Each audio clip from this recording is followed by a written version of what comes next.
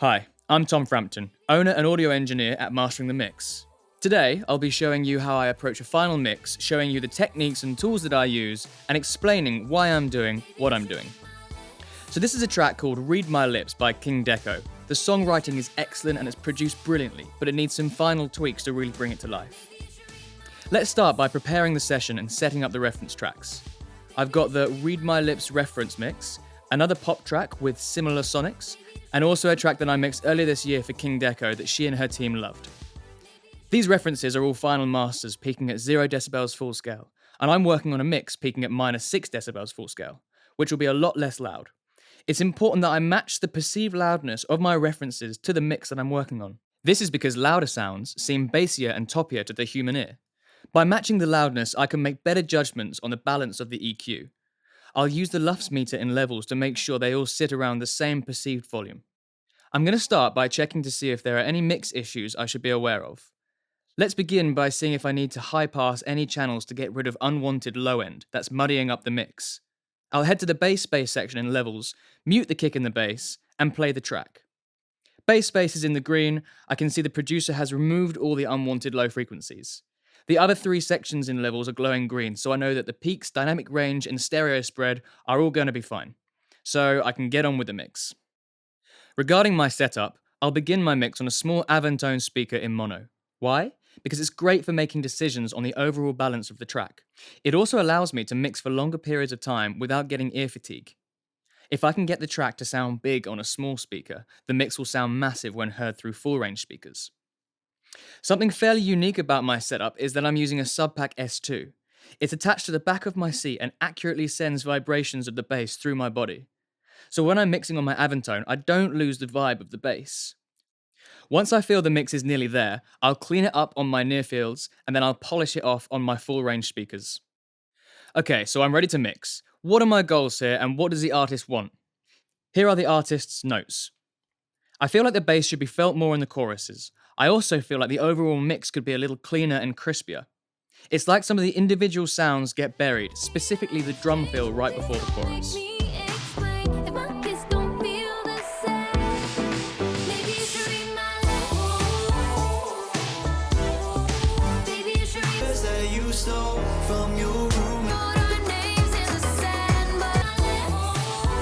Now, I personally think the track needs a bit more punch and feel as well as the clarity that King Deco has mentioned. When listening to the reference tracks, I can hear that the vocals and instruments are a bit brighter than what I've got here in this mix.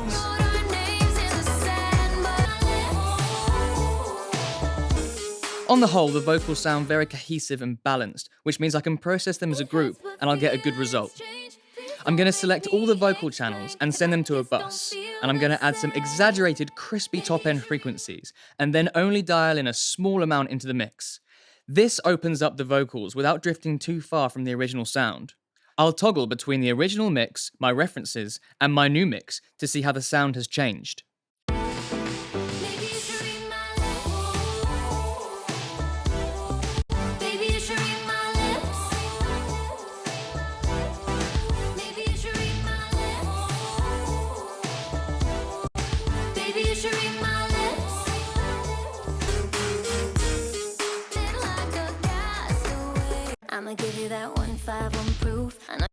Another aspect of the mix that sticks out as an issue is the snare.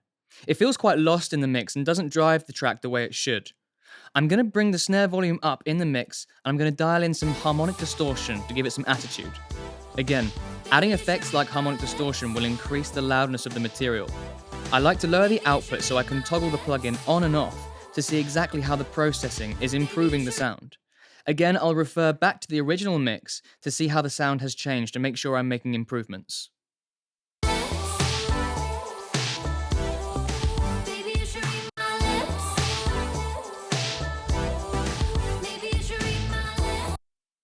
King Deco felt that the fill before the chorus was a little buried, so I'm going to add some gain, some EQ, and a transient enhancer to make it punch through a bit more.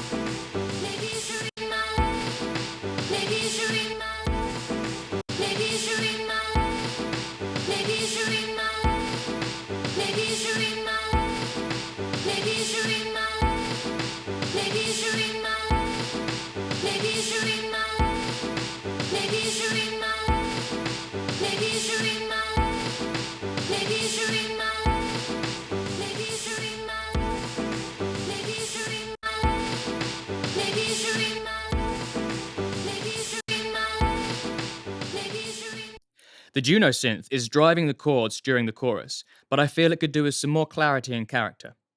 I'll start by adding an EQ. FabFilter's Pro Q2 has an auto gain feature that will maintain the perceived volume of the audio regardless of the boosts or cuts I make.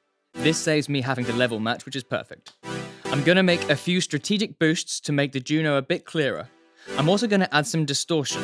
It might seem strange to add distortion to make things sound clearer. I'll toggle between the before and after so you can hear the difference.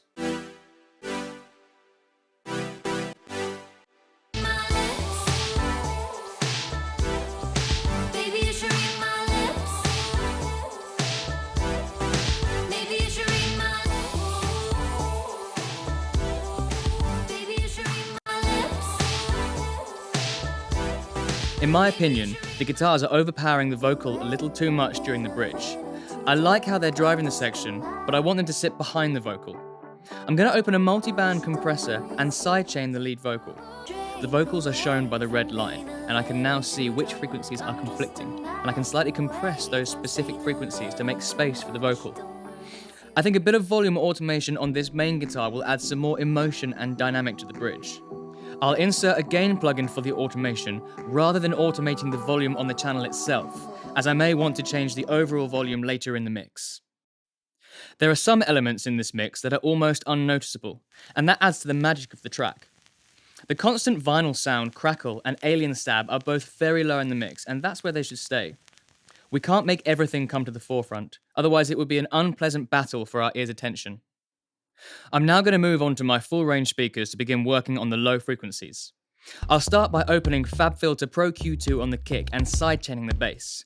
This lets me look at both sets of frequencies and how they're working together. I like the click of the kick, but I feel the mids could be pushed slightly to give a bit more body to the kick sound. I'm going to use a pull tech to dial in some sub bass to the kick. Using the Sub Pack S2 in conjunction with my speakers lets me dial in the exact amount of sub that I want in my kick. Sometimes our ears can misjudge the amount of low end we dial into our tracks. Feeling the vibrations gives me a second reference point and makes my decisions more precise. I'm going to add a small amount of punch to the kick using a transient designer and reduce the sustain. This will slightly reduce the tail of the kick, which will make space for the tail of the bass guitar.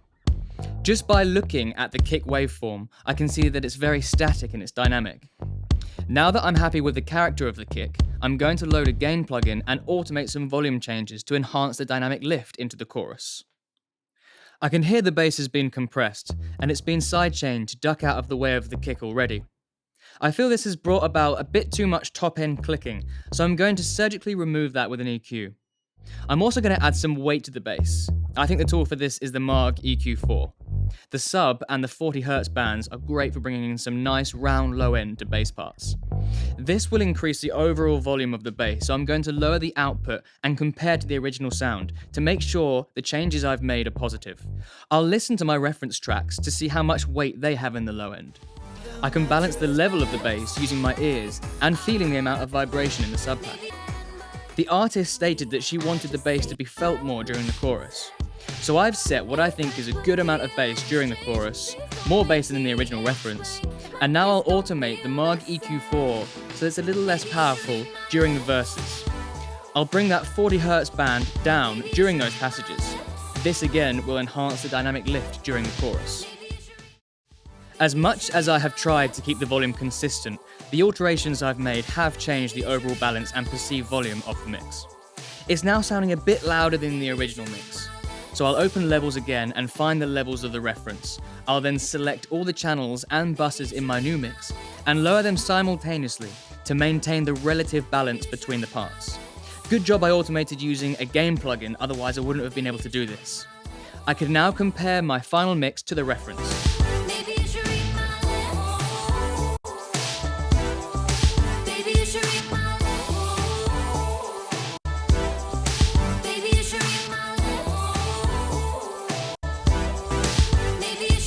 I'm happy with the changes I've made and I feel the mix has now been brought to life. All the sections and levels are still green, which lets me know my mix has good dynamics, it's not overcompressed, it's balanced across the stereo spectrum without any problematic phase issues, and it's got plenty of headroom for the mastering engineer to work with. So there we go, I'm ready to deliver my final mix to the artist.